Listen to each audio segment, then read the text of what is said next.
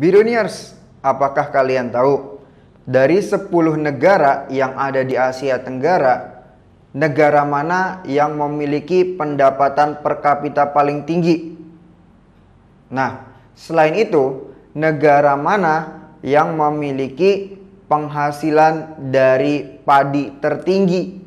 Satu lagi, negara mana yang memiliki penghasilan tertinggi dari minyak? Indonesia ada di dalamnya tidak ya? Nah, kalau penasaran, kita simak video berikut.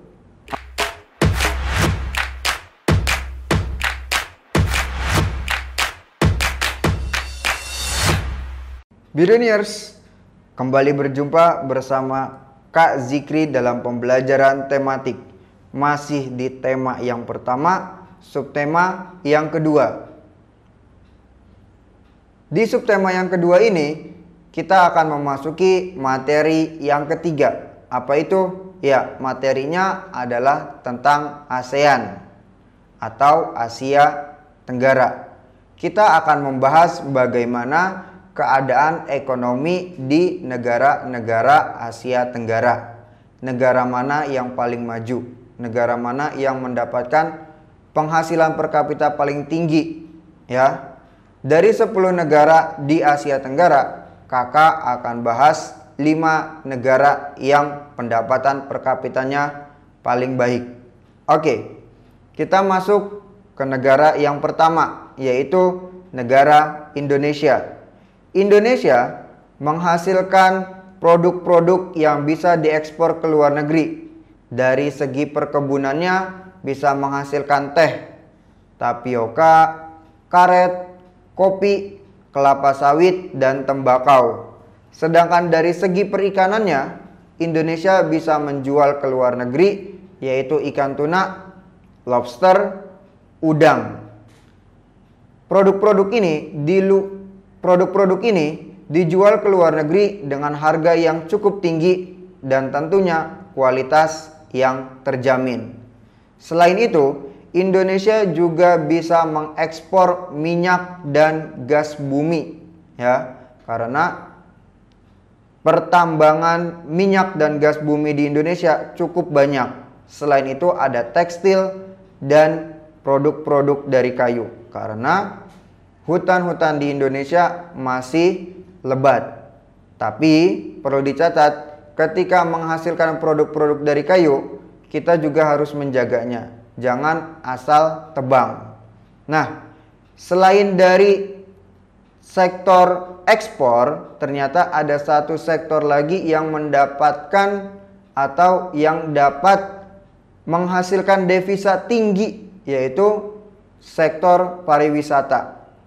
Biasanya yang terkenal adalah Bali, ya.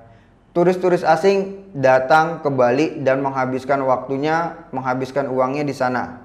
Selain itu ada Raja Ampat, ada Taman Bawah Laut Bunaken, ada Yogyakarta, dan lain-lain. Itulah destinasi-destinasi yang menarik turis-turis asing untuk datang ke Indonesia. Selanjutnya ada negara Brunei Darussalam. Negara ini merupakan negara dengan pendapatan per kapita tertinggi karena gas alamnya. Jadi pendapatan kapita tertinggi disebabkan gas alamnya. Oke. Nah, selain gas alam, Brunei Darussalam juga mengekspor minyak bumi karena sangat berlimpah di sana. Karena banyak mengekspor gas bumi dan minyaknya, karena banyak mengekspor gas alam dan minyaknya, Brunei Darussalam disebut sebagai negara petrodolar. Apa itu negara petrodolar? Petro itu artinya minyak, sedangkan dolar itu artinya uang. Jadi uang yang dihasilkan dari minyak, ya.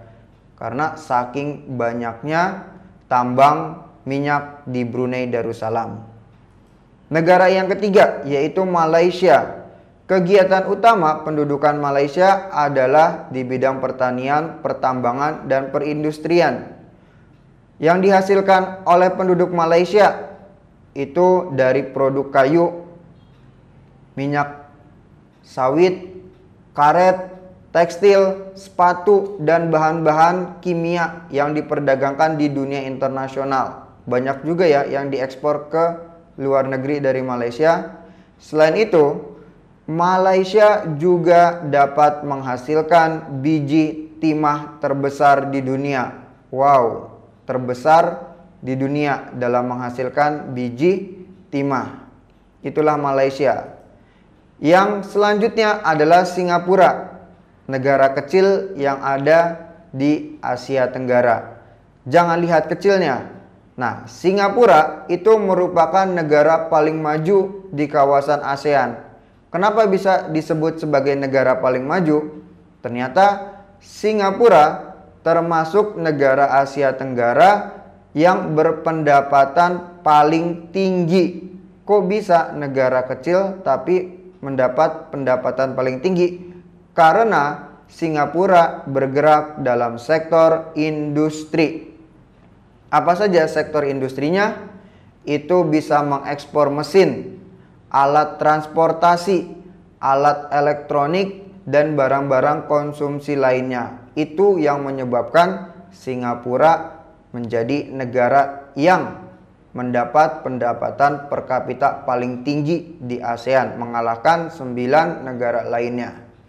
Selanjutnya ada negara Thailand.